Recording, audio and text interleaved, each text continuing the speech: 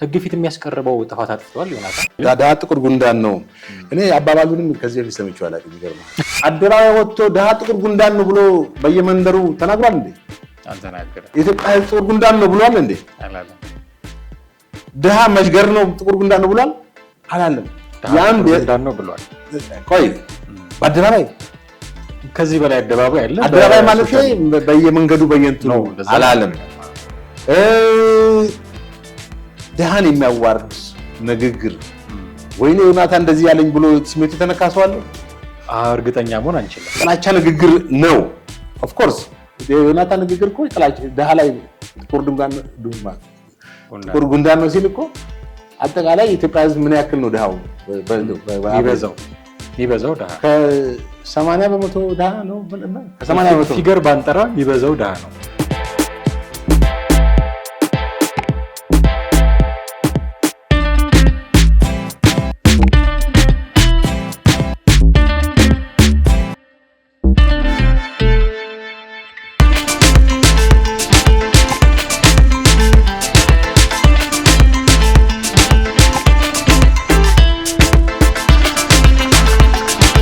ሰላም እንዴት አላችሁ? ቤተሰቦቻችን ዘኢትዮጵያ ቻናላችን ወደ እናንተ መድረሱን ቀጥሏል። የትንታኔ ሰዓታችን ላይ እንገኛለን። ጥላሁን አክሊሉና ማደገፋ ከእናንተ ጋር ቆይታ እናደርጋለን። በዛሬው ፕሮግራማችን አገልጋይ ዮናታን አክሊሉ ከሰሞኑ የተናገረው ነገር የህግ ተጠያቂነትን ሊያስከትልበት ይገባል የሚሉ የአንዳንድ የህግ ባለሙያዎችን ድምጽ እየሰማን ነው። ይሄ ነገር ከህግ አንጻር እንዴት ይታያል የሚለው እንዳሰሳለን። ከዛ ውጪ ከሰሞኑ ኢትዮጵያውያን በአጠቃላይ ያለባቸው የውጭ ዕዳ ተብሎ በዶላር ጭምር ምንዛሪው ተነግሮናል። አስደንጋጭ ነው። እንዴት ነው ይሄ ጉዳይ የሚታየው የሚሉትን ጉዳዮች እያነሳሳን ነው ቆይታ የምናደርገው። ጥላሁን አክሊሉና ማደገፋ ከእናንተ ጋር ቆይታ እናደርጋለን። እናንተም እስከ ፕሮግራማችን ፍጻሜ ድረስ አብራችሁን ትቆዩ ዘንድ የአክብሮት ግብዣችን ነው። ፕሮግራማችንን ስትከታተሉ ቻናላችንን ሰብስክራይብ ማድረግ፣ የደወል ምልክቱን መጫን፣ ቪዲዮቻችንም እንዲሁ ሼር እና ላይክ ማድረጉን ደግሞ እንዳይዘነጉ ልናስታውሰው እንወዳለን። አሁን በቀጥታ ወደ ፕሮግራማችን እናልፋለን። አብራችሁን ቆዩ። ጥሬ እንዴት ነው? ሰላም እግዚአብሔር ይመስገን አለን። ሰሞናዊ የዮናታን አክሊሉ ጉዳይ አንድ ሁለት ነጥብ እንድናነሳበት የሚያስገድድ ይመስለኛል። ብዙዎች ሰፊ ሽፋን ሰጥተውታል። ኢቨን እኛም በእኛ ፕሮግራም ባለፈው ከቴዲም ጋር ሰፊ ሽፋን ሰጥተነው ያነሳናቸው ነገሮች ነበሩ። ነገር ግን አንዳንድ የህግ ባለሙያዎች ዮናታን አክሊሉ የህግ ተጠያቂነት ሊያገኘው የሚገባ ሰው ነው የሚል አቋም የሚያራምዱ አሉ። የለም እንደው እንደ ምሳሌ የተጠቀመበት እንጂ ምን አደረገ የሚል ደግሞ አስተያየት የሚሰጡም ሰዎች አሉ። አሁን ይህንን ዲፈረንሺየት አድርጎ ማየት ስለሚያስፈልግ እንደው ጥቂት በወፍ በረር ቅኝት እንድናየው በሚል ነው ዛሬ ለማንሳት የወደድ ነው። ህግ ፊት የሚያስቀርበው ጥፋት አጥፍቷል ዮናታን? እንግዲህ ትክክል። የዮናታን አክሊሉ አገልጋይ ዮናታን አክሊሉ ባለፈው በተናገረ በተባለው ድሃና ጥቁር ጉንዳን ነው ባለው ጉዳይ ድሃ ጥቁር ጉንዳን ነው። እኔ አባባሉንም ከዚህ በፊት ሰምቼው አላውቅም። ይገርምሃል፣ ለኔም አዲስ ነው። ድሃ ጥቁር ጉንዳን ነው የሚለው በጣም ኤኒዌይስ ብዙ ተብሏል። ስለዚህ ጉዳይ በተለያየ ማህበራዊ ሚዲያዎች በጣም ብዙ ተሰርቶበታል። እኛም ባለፉት አንተም ከቴዲ ጋር ሰርተንበታል፣ ከኔም ጋር የተወሰነ ይደረበታል። አይ ከቴዲ ጋር ነው የሰራችሁት እና ምን በዚህ እንትን ላይ ብዙ ስለሰራን ሰርተን ሰሞኑን ሃይማኖታዊ ጉዳዮች ነው። የሚገርምህ እንግዲህ ድሃ ጥቁር ጉንዳን ነው የሚለው መሰረት አድርጎ የህግ ባለሙያዎች መከሰስ አለበት፣ በህግ ጥያቄ መሆን አለበት የሚል ነው። ይህም የጥላቻ ንግግር ነው። የጥላቻ ንግግር ያስከሳል፣ የህግ ተጠያቂነት ያደርጋል።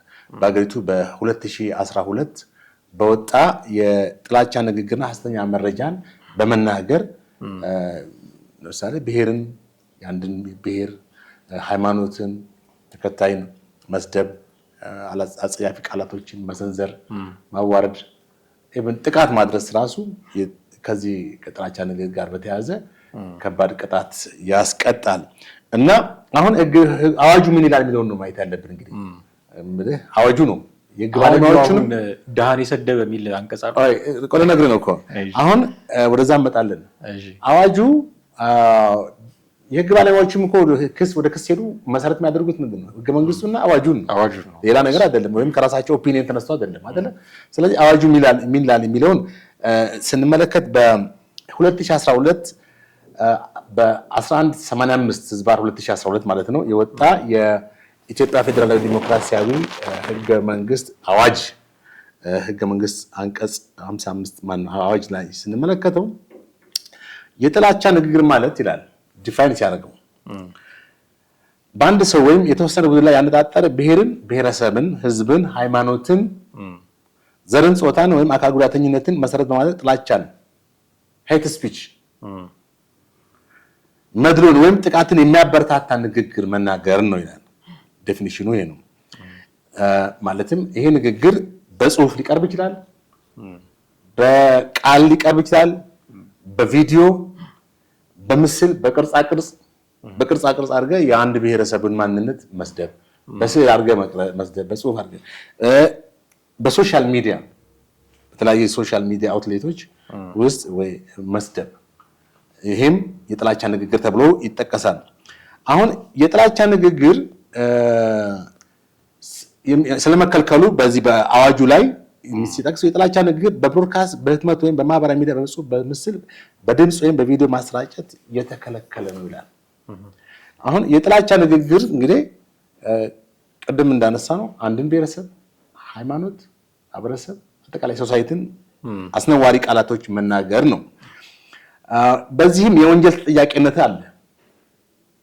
የወንጀል ተጠያቂነቱ ይላል በዚህ አንቀጽ 7 ላይ ማንኛውም ሰው በዚህ አዋጅ አንቀጽ 4 መሰረት የተከለከለውን የጥላቻ ንግግር ያደረገ እንደሆነ እስከ 3 ዓመት በሚደርስ ቀላል እስራት ወይም ከብር 100,000 ያልበለጠ መቀጮ ይቀጣል።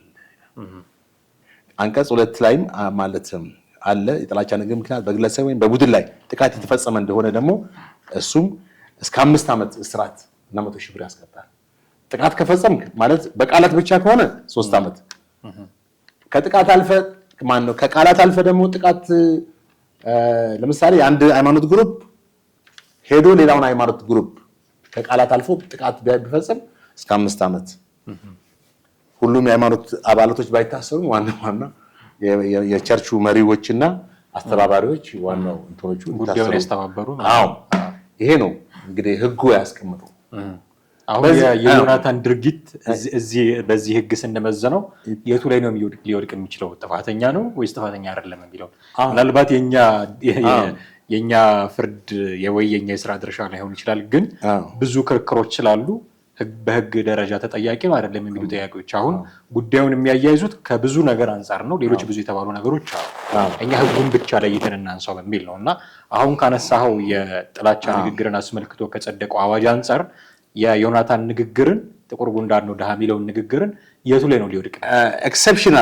ኤክሰፕሽናል አለ ማለት ኤክሰፕሽናል ምን ይሄ ጥላቻ ንግግር ተብሎ ኮንሲደር የማይደረግበት ስትናገር ማለት እንደፈለግ ትናገራለህ ማለትም አይደለም። አሁን አንዳንዴ የሞራል ጉዳይና የህግ ጉዳዮችን ሰፓሬትሊ ማየት ያስፈልጋል። የሞራል ጉዳይ ሞራሊቲ እንደ ሎ የሞራል ጉዳይ ምንህ ለምሳሌ አንድ ሰው ፊት ምራቅ መጥፋቱ በህግ አያስጠይቀውም። ከሞራል አንጻር ግን ነውር ነው። ነውር ብለን የምትላቸው ማህበረሰባዊ እሴቶቻችን አሉ አይደል? ሶሻል ኖርም አለ፣ ሶሻል ቫልዩ አለ፣ እንደገና ደግሞ ኤቲክስ አለ። እነዚህ ሁሉ እሴቶች የተለያዩ ቫልዩዎቻችን ለምሳሌ በኢትዮጵያ ውስጥ ትልቅ ሰው ቆሞ ወጣት ልጅ ወይም ተቀምጦ አይቀመጥም። ሰዎች ጋርም ኮሚኒኬት ስታደርግ እንደምናወራቸው እንደምናደራቸው መሳሰሉ ነገሮች ኮሚኒኬት እናደርግባቸው የሞራል እንትናችን ነው። እርስ በርስ ሪስፔክት እንደራረግባቸው ነገሮች ብዙ የሞራል እንትኖች አሉ። ሰውን እንደምናደርግ ባለ ማለት በህግ ሊጠየቅ አትችልም። ሰው ዝም ብለህ መሄድ ትችላለህ። ሰው ግን ይታዘባል። ይጋየ ምን አይነት ጋጠወጥሩ ምን አይነት እንትን ነው ይባላል። ብዙ ነገሮች አሉ። አይ ሞራሊቲ የሚባለው እንትን ይሄ ነው። አሁን ኤክሰፕሽናል ያልኩ ቅድም ያጠቀሰው ህግ ላይ አሁን የህግ ባለሙያዎች የጥላቻ ንግግር ነው። ኦፍ ኮርስ የዮናታን ንግግር እኮ የጥላቻ ደሃ ላይ ጥቁር ጉንዳን ነው ሲል እኮ አጠቃላይ የኢትዮጵያ ህዝብ ምን ያክል ነው ደሃው? የሚበዛው ደሃ ከ80 በመቶ ደሃ ነው። ከ80 በመቶ ፊገር ባንጠራ የሚበዛው ደሃ ነው። የሚበዛው አብዛኛው ደሃ ነው። ጥቂት ሀብታም ነው ያለው። ደሃ አገር ነች። ራሱ ደሃ ነች። አሁን የዚህ የጥላቻ ንግግር ፈንክሽናል ማይሆንበት ይላል ልዩ ሁኔታ ይላል በዓላማዎቹ ላይ አንደኛ የዚህ አዋጅ አንቀጽ 4 እና 5 እንደተጠበቁ ሆኖ ማለት የጥላቻ ንግግር ስለመከልከሉ የሚለውና የሐሰት መረጃ ማሰራጨት ስለመከልከሉ እንደተጠበቁ ነው። አንድ ንግግር እንደ ጥላቻ ንግግር ወይም እንደ ሐሰት መረጃ ተወስዶ ማሰራጨት የማይከለከለው ይላል ኃይልና የትምህርታዊ ወይም ሳይንሳዊ ምርምር አካል እንደሆነ አካዳሚካሊ ሄደህ ማስተማር ትችላለህ። ምናልባት መሰለኝ እንግዲህ ይሄንንም ኢላቦሬት አያደርገውም። ይገርማል። በደንብ ኢላቦሬት አላደረገውም አዋጁ ማለት የዜና ሁለተኛ የዜና ዘገባ ትንታኔ ወይም ፖለቲካ ትችት አካል እንደሆነ ፖለቲካል አናሊሲስ መስጠት ትችላለህ ነው። ምንድነው አሁን ይሄን ፕሮግራም ስንሰራ ለምሳሌ እናንተ ደሃ ጥቁር ጉንዳን ነው ብሏል ከሌ ብለን ጠቅሰናል። ይሄኛውን ማለታችን ለዘገባ ነው። እኛንም አስከሰንም ነው ይሄን አሉ ብሎ የህግ ባለሙያዎች አማሃና ጥላውን ስለ ጥቁር ጉንዳን አሁን ጨመሩበት ብሎ ጥቁር ጉንዳን ከሰደበኝ የነገረኝ ብሎ አከሱና ወደ 2018 አስገባናለች ጥቁር ጉንዳን። እሺ አማራ የኪነ ጥበብ የትወና ወይም መሰል የኪነ ጥበብ ውጤት ከሆነ በኪነ ጥበብ ላይ አንድ አርቲስት ተነስቶ ስለ ጥቁር ጉንዳን ምናምን ብሎ የሆነ ድራማቲክ የሆኑ እንትኖችን ማቅረብ ይችላል። ከፈለገ በመነባነብ ከፈለገ በድራማ በቲያትር በተለያዩ ነገሮች ይችላል ነው። ሃይማኖታዊ አስተምሮ አካል እንደሆነ አሁን የዮናታን መረች እንግዲህ ሃይማኖታዊ አስተምሮ እንግዲህ የዮናታን አጀንዳ ሆኗል። አጠቃላይ እኛም አጀንዳውን ማለት ያራገብነው ሳይሆን አክቹአሊ ሪያሊቲውን ነው ሰዎች እንዲያውቁትም ነው።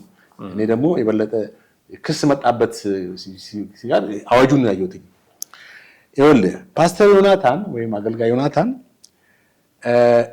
ይሄን ንግግር ያደረገው በአጠቃላይ አደባባይ ወጥቶ ደሃ ጥቁር ጉንዳን ነው ብሎ በየመንደሩ ተናግሯል እንዴ? አልተናገረም። ኢትዮጵያ ጥቁር ጉንዳን ነው ብሏል እንዴ? አላለም። ደሃ መሽገር ነው ጥቁር ጉንዳን ነው ብሏል? አላለም። ያን ጉንዳን ነው ብሏል።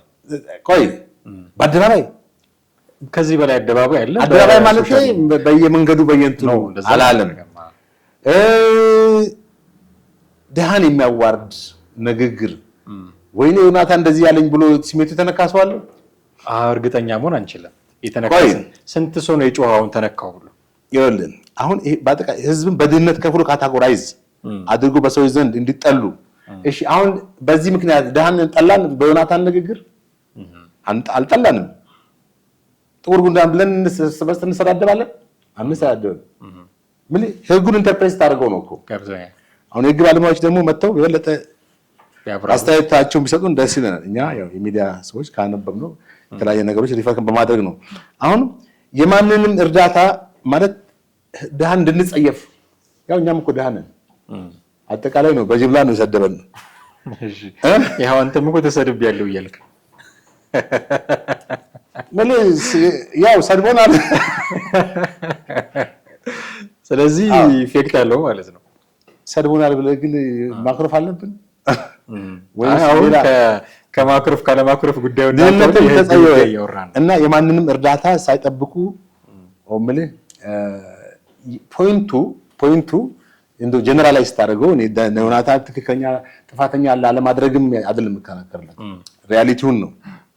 አንደኛ ወጥቶ በአደባባይ ዳጥቁር ጉንዳን አሁን አደባባይ የምንለው ነገር ራሱ ምንድነው? የግድ አስፋልት ላይ የዞረ መናገር አይጠበቅም። የተናገረው በራሱ ቸርች ነው የተናገረው በራሱ ቸርች ነው። ግን በራሱ ቸርች እንዲውል ደግሞ በዩቲዩብ ምሳሌ በቴሌቪዥን ታይቷል። እንደዚህ ምሳሌ የትምህርቱ ስለ ድህነትን መጸየፍ ነው ያለው። አዎ ገብቶኛል። ድህነትን ስለ መጸየፍ ነው ንግግሩ። ግን ድህነትን ሳይሆን ደሃን የሚጸየፍ ነው። ኦኬ ይኸውልህ ድህነትን በእርግጣው ትንሽ እንትኑ ላይ የሳተው ነገር እንዳለ እርግጠኛ ነኝ። ማለት ያው ታወቃል ስቷል ንግግሩ ላይ ዝም ብሎ ከመስመር ወጥቶ ዝም ብሎ እንትኑን አጠቃላይ በጅምላ ማለት ነው ደሃን ሌቭል የማድረግ ጥቁር ጉንዳን ነው ደሃ ብሎ ማለቱ አግባብ አይደለም። ያም ቢሆን በህግ የሚያስጠይቀው አይደለም። አንደኛ ቅድም አንብቤልሃለሁ ኤክሰፕሽናል ይላል ለማስተማሪያነት ነው ይላል ህጉ። አዋጁ አይጠይቆማ። አዋጁ ካልጠየቀው አንተ ቤት አምጥተህ ነው የምትከሰው። ገባ? ከሞራል አንፃር ልክ አይደለም ዮናታን። የህዝቡን ሞራል ይነካል እንበል። በህግ ደረጃ ግን አያስጠይቀውም። ሞራሊቲ እንደ ሎ ወይ ሞራሊቲ ቨርሰስ ሎ። አሁን ዮናታን አክሊሉ ከሞራል አንፃር ቆይ እኔ ማንሳት የፈለኩት ጥያቄ አንድ የትምህርት ርዕስ ወስዶ እያስተማረ ነው፣ ሃይማኖታዊ ትምህርት እያስተማረ በመሀል ህዝብ ከህዝብ እንዲጋጭ የሚያደርግ ንግግር ቢናገር ላስተምሮ ነው ተብሎ ይታለፍ? አሁን ህዝብ ከህዝብ የሚያጋጭ ቃል ነው ወይ? ሌሎች ለምሳሌ ከዚህ በፊት እሱ አሁን እኛ ተናግሮ ክስ የመጣባቸው ጉዳዮች አሁን ስቲል ሃይማኖታዊ ትምህርቶች ናቸው። እኛ ፎከስ ያደረግነው በዚህ በጥቁር ጉንዳን ነው እንጂ በሌላው አጀንዳ አይደለም። በእርግጥ ከዚህ በፊት የተናገራቸው ነገሮች አሉ። ክስም የመጣበት እሱ አሁን እኛ አጀንዳችን ጥቁር ጉንዳን እዚህ ሰሞኑን በተለቀቀው እንትን አይደለ? ይሄ ሊያስጠይቁ አይችልም። አንደኛ ከሞራል አንፃር ያስተዛዝባል።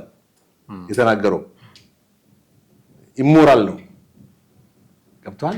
ሪሌቫንት ነው ማለት ተገቢ አይደለም። አግባብነት ያለው ንግግር ከአንድ ሃይማኖት አስተማሪ የሚጠበቅ አይደለም ነው እንጂ ወደ ህግ ሂደህ ኢትዮጵያን ጥቁር ጉንዳን ብሏል ብለህ ልትከሰው የምትችልበት እኔ ድሃ ነኝ የሰፊው የድሃው ተወካይ ነኝ ብሎ ክሌም የሚያደርግ ሰው ስለሌለ እንጂ እንዲህ አይነት አካል ቢኖር ቢከሰው አይችልም ነበር። ቅድም እንግዲህ አየነው ድጋሚ እንመልከተው ካልከኝ ደግሞ የመመልከት ጉዳይ ሳይሆን ለምን መሰለህ ከዚህ በፊት ሃይማኖታዊ ጉዳዮችን አንስቶ እኔ የዚህ ሃይማኖት ተከታይ ነኝ የሚል አካል ስላለ ከሶት ያውቃል። አሁን ግን እኔ ድሃ ነኝ የድሃው ተወካይ ነኝ የሚል አካል ስለሌለ ዝም ብለን እየተነሳለን። እሱ ድርጅት ሲመሰረት እንግዲህ የዛኔ እሱ ድርጅት ሲመሰረት የዛኔ የምናየው ይሆናል። የድሃ ጉዳይ ግን ካነሳ ብዙ እንዳንቆይበት ገብቶኛል። ኢንቴንሽን የሰውየውም ኢንቴንሽን እንደዛ ላይሆን ይችላል። በመሀል የተናገረው ስሜት ወስዶት የተናገረው ነገር ሊሆን ይችላል። የህግ ቀዳዳዎች አሉት። እሱን ልረዳ ይችላል። ስለ ድሃ ካነሳን አይቀረ ግን መቼም ሀገሪቱም ድሃ ነች እና ከውጭ ገንዘብ መበደሯ በየጊዜው የታመነ ነው እና አሁን የኢትዮጵያ ህዝብ ላይ ያለው ዕዳ 570 ምናምን ዶላር ነው ሲከፋፈል የሚል መረጃ ከሰሞኑ እየሰማን ያለ ነው። እኔም በእርግጥ ኢትዮጵያ ላይ ያለባት ዕዳ ይሄን ያህል ነው እና ለህዝብ ቁጥሯ ሲከፋፈል ይሄን ያህል ይደርሳል ብሎ ማከፋፈሉ ምናልባት ተጨባጭ ለማድረግ መረጃውን ተጨባጭ ለማድረግ ይሆናል በሚል እንያዘውና እንደ ሀገር የተበደረችውን ብድር እንደ ዜጋ የማትከፍልን ሀገር ህዝብን ማስደንገጥ ምንድነው? እንደዚህ 500 ምናምን ዶላር ዕዳ አለብህ ብሎ በጣም የሚገርም ያው ሰሞኑን ሪፖርተር ነው ይዞት የወጣው ዜናውን በተለያየ ሚዲያ አውታሮችም ተቀባብለውታል። በሶሻል ሚዲያውም በራሱ እንትን ዘግቦታል። 575.6 ዶላር እያንዳንዱ ኢትዮጵያዊ 120 ሚሊዮን ወይ 130 ሚሊዮን የሚጠጋ ህዝብ አለበት ይላል። ቁጥሩ ራሱ ሁሉ ያልታወቀ አሁን ይሄን ፊገር ምንድነው? አጠቃላይ የኢትዮጵያ ዕዳ ወደ 62.5 ቢሊዮን ነው የውጭ ዕዳ። መንግስታችን ይበደራል። ጥሩ ተበዳሪ ነው። መበደር መቻልም እኮ ጥሩ ነው ከተጠቀምክበት። ያው ችግሩ ይመጣና ያው ብድሩ ፈንክሽናል አይሆንም ወይም ኢፌክቲቭ አይሆንም ወይም የተበደሩት እንትን ብቻ ኤኒዌይስ እያንዳንዱ ሰው 575 አለበት የሚለው ኢንዲቪጁዋል ተገቢ አገላለጽ ወይ ነው? ሪፖርተር ይዞት ወጣ እንትን ነው የኢትዮጵያ ኢኮኖሚክ አሶሲዬሽን ማህበር ያወጣው እንትን ነው ፐር ኢንዲቪጁዋል ሲመታው ማለት ነው። አዋጣን አንከፍልም መቼም መዳውን ይታወቃል። በቃ እነሱ አሁን ከኢኮኖሚክ አናሊሲስ አንፃር ነው እንደዛ እንትን ያሉት። ፐርስፔክቲቭ አንፃር ርቀቱን እኮ አደንቃለሁ። ተጨባጭ ጉዳዩን ተጨባጭ ለማድረግ የሄዱበትን ርቀት አደንቃለሁ። ግን እንዲህ ብሎ አሁን እነሱ አሁን ምን መሰለህ መንግስትንም ብሌም ለማድረግ ማለት መንግስት እየሄደባቸው ያሉትን የተሳሳተ ኢኮኖሚ ፖሊሲ ለመግለጽ ነው። አሁን ሰው ቀጥታ ምን ውስጥ መሰለህ የገባው 570 ምናምን ዶላርን በኢትዮጵያ ብር ነው የመታው። 86,000 ብር 86,000 ብር ዳለብኝ የሚል ሰው ነው የፈጠሩት። መንግስት ለወሰደው ነገር ያንዳንዱ ሰው ክፈል የሚባልበት አግባብም ታሪክም ተሰምቶም ሊኖር አይችልም። ግን የኢኮኖሚክስ ባለሙያዎች ከኢኮኖሚክ ቪው አንፃር ምናልባት መንግስት የወሰደውን እንትን ለማከበድ ለማድረግ የህዝብንም ጆሮ ሴንስ ለማግኘት ይመስለኛል። ግን አሁን የብድር መጠን 62.5 ቢሊዮን እስከ 2023 ድረስ ማለት ነው መድረሱን ጠቅሰዋል እነዚህ ኢኮኖሚክስ ባለሙያዎች። አሁን የብድር ዕዳ ኢትዮጵያ እንግዲህ በጣም ተበዳሪ ሀገር ከሚባሉት ውስጥ የብድር ጫናው እንዲበዛ ካደረጉት ነገሮች ውስጥም ፋክተሮችን አስቀምጠዋል። አንደኛ የመንግስት ወጪ አስተዳደር አቅም ማነስ ነው። ፑር ገቨርንመንት አድሚኒስትሬሽን ነው። ማለትም ኢንኤፊሽንሲ የብቃት ማነስ፣ ላክ ኦፍ ትራንስፓረንሲ ግልጽነት እና ጥያቄነት፣ አካውንታቢሊቲ እና ደግሞ ፑር ፐብሊክ ሴክተርስ ፑር ፐብሊክ ማኔጅመንት በጣም ደካማ የሆኑ ህዝባዊ የመንግስት ህዝብ ተቋማቶች ናቸው። ለአንዱ የዕዳ ጫና ፕሮፐርሊ ኢፊሽንትሊ የመጠቀም ሁኔታቸው ነው። ሁለተኛው የፕሮጀክት አፈጻጸም ደካማነት ብዙ ጊዜ ተደጋግሞ በኢህአዴግ ጊዜ ጀምሮ የፕሮጀክቶች መጓተት ተጀምሮ በ5 ዓመት ያልቃል የተባለ በ10 ዓመትም ከህዳሴው ግድብ ጀምሮ ታላቁ ህዳሴ ግድብ በስንት ዓመት ነው እንትን ያለው የፈጀው።